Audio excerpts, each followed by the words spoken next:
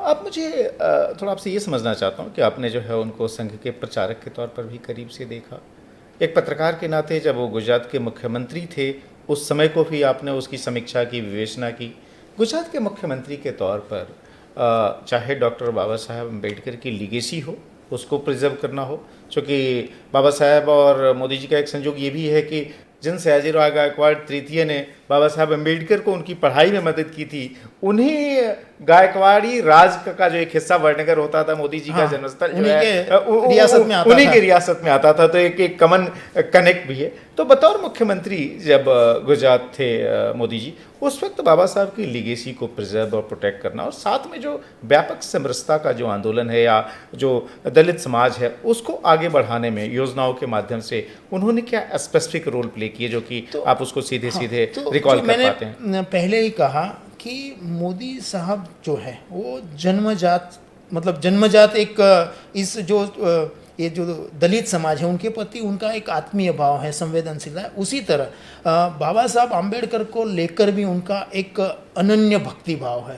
तो आप पहले से लेकर संघ के प्रचारक के तौर पर, उससे पहले मुख्यमंत्री और आज, तो उनकी दरेक योजनाओं में खास करके समाज को लेकर वो हमें दिखाई देती है। तो बाबा साहब आम्बेडकर के जितने भी संकल्प थे, उनके जो सपने थे, उनके जो उद्देश्य थे, वो मूर्तिमंत होते हुए हम मोदी साहब के आज तक के कार्यों में दिखाई देता है हमें। एक दो बताऊँ मैं आपको। जैसे बाबा साहब आम्बेडकर के जीवन का जो केंद्र बिंदु था वो दो थे। एक था कि समाज का जो ये शोषित पीड़ित जिनको अधिकार और न्याय से वंचित कर दिया है, ऐसे समाज के प्रति अपना पूरा जीवन समर्पित कर दिया। और दूसरा था राष्ट्रहित सर्वोपरि, नेशन फर्स्ट। ये बाबा साहब आम्बेडकर के दो उनके जीवन के केंद्र बिंदु थे, और ये दोनों के लिए ही उन्होंने अपना पूरा जीवन समर्पित कर दिया था बाबा साहब आम्बेडकर।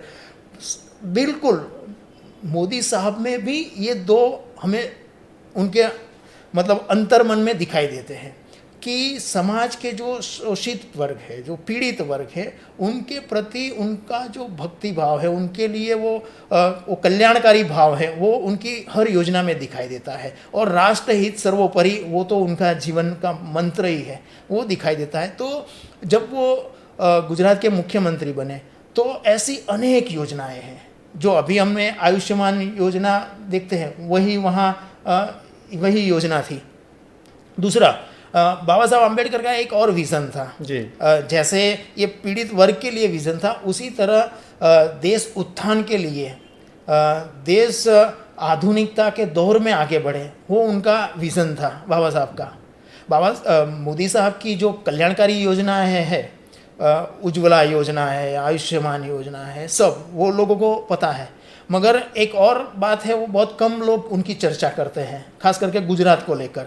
बाबा साहब आम्बेडकर श्रम मंत्री तो थे, साथ साथ वो जल मंत्री भी थे उस समय। तो उस समय उन्होंने नदियों पर बड़े डैम बनने चाहिए, वो विज़न प्रस्तुत किया बाबा साहब आम्बेडकर ने। और उन्होंने ओडिशा की जो डेल्टा नदी थी उस पर ये डैम बनना चाहिए, उसका उन्होंने विज़न, उसके पीछे उनका भाव ये था कि जब उन्होंने लिखा भी है बाबा साहब ने कि बारिश आती है तब लाखों गैलन पानी ऐसे ही व्यर्थ सागर में चला जाता है, तो ये रोकना चाहिए। और कृषि, पीने के लिए और उद्योग, तीनों में उसका उपयोग करना चाहिए। और साथ साथ नदी है उसका संधान एक और नदी में करना चाहिए। तो आप गुजरात के मुख्यमंत्री थे मोदी साहब, उस समय ये बाबा साहब आम्बेडकर ने 45 में जो विज़न प्रस्तुत किया था, वो उन्होंने अहमदाबाद की साबरमती नदी में जी, जब नर्मदा का पानी जो है किया कि आज जो अहमदाबाद में जो नाम तो साबरमती नदी है, मगर उसमें पानी नर्मदा का है। उसी तरह सिद्धपुर के अंदर जो सरस्वती नदी है, उसमें पानी उन्होंने बहाया, उसमें भी नर्मदा का चला। तो ये हमें दिखाई देता है। और एक बाबा साहब ऊर्जा मंत्री भी थे जी, बिल्कुल। और उस समय भी उन्होंने यही विज़न प्रस्तुत किया था कि गरीब के लिए गांव-गांव तक बिजली जानी चाहिए। तो गुजरात में उन्होंने 24 घंटा बिजली, ज्योतिग्राम योजना ये प्रस्तुत की और आज भी उन्होंने यही किया, जो कि पूरे देश में लागू किया। पूरे देश में लागू है। तो इस प्रकार की अनेक लोक कल्याणकारी योजनाओं के साथ साथ ये विकास की जो योजनाएं हैं, राष्ट्र विकास की, ये सभी योजनाएं उन्होंने मूर्तिमंत की। एक और भी बात है जो आज मेकिंग इंडिया, स्टार्टअप वगैरह की जो बातें हो रही है, जो मोदी साहब ने काफ़ी उनका इम्प्लीमेंट किया, तो ये सभी बातें बाबा साहब आम्बेडकर ने 44 में ये सब बातें कही कि भाई सिर्फ कृषि से हमारा भला नहीं होगा, बिल्कुल। साथ साथ उद्योग भी देश में होने चाहिए और देश का औद्योगिकरण होना चाहिए। तो स्टार्टअप में हमें वो दिखाई देता है, मेकिंग इंडिया में वो हमें दिखाई देता है, स्टार्टअप इंडिया में दिखाई तो स्टार्टअप इंडिया में हमें वो दिखाई देता है, मेकिंग इंडिया में वो हमें दिखाई देता है।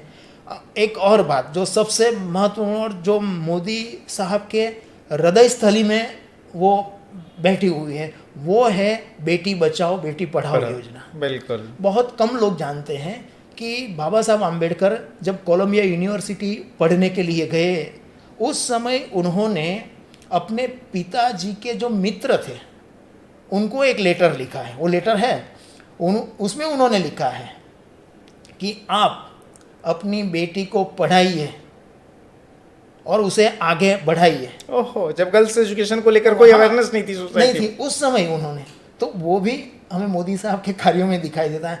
तो इस प्रकार की अनेक योजनाएं, अनेक कल्याणकारी बातें, योजनाएं हैं, कार्यक्रम है, गरीब कल्याण मेला है,